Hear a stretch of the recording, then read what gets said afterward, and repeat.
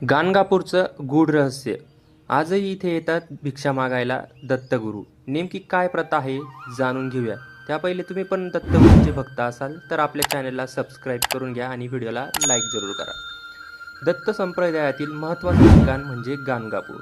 साक्षात नृसिंह सरस्वती जे दत्तगुरूंचे पहिले अवतार मानले जातात त्यांचं हे निवासस्थान. अक्कलकोट पिठापूर याचप्रमाणे गाणगापूरला देखील भाविक दर्शनासाठी येत असतात.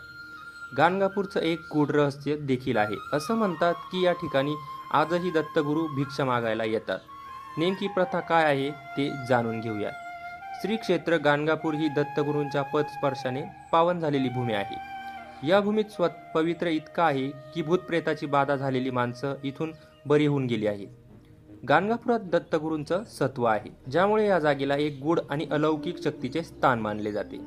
भाविकांची अशी श्रद्धा आहे की इथे रोज दुपारी दारी आलेल्या याचकाला भिक्षा द्यायलाच हवी, कारण दत्तगुरू कोणाच्याही रूपात माधुकरी स्वीकारण्यासाठी येत असतात.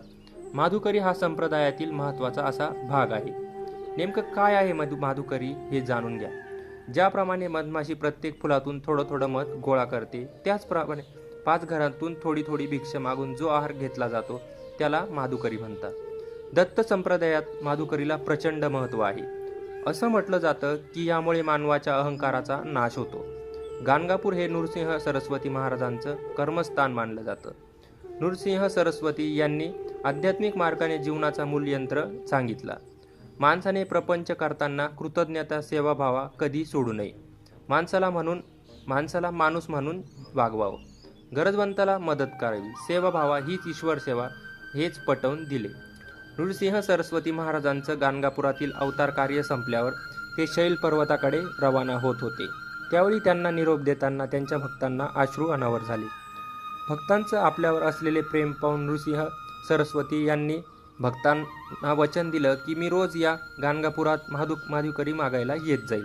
मला तुम्ही इतरत्र कुठेही शोधू नका, तर मला ओळखा, असं नृसिंह सरस्वती यांनी भक्तांना सांगितलं, असं गावकरी म्हणतात. याच कारणामुळे आजही इथे माधुकरी प्रथा अखंडित आहे.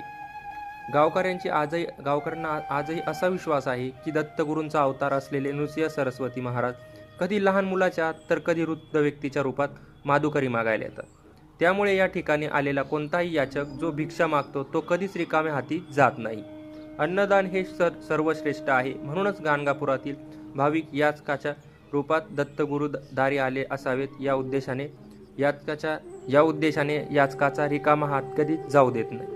आजवर येणाऱ्या कोणत्याच याचकाचा इथे कधीच अपमान झालेला नाही. गाणगापूरचं हे वेगळेपण कायमच इथल्या गावकऱ्यांनी जपलं आहे. आजही या ठिकाणी दत्तगुरूंचा वास असल्याचं जाणवतं. बोला अवधूत चिंतन. श्री गुरुदेव दत्त.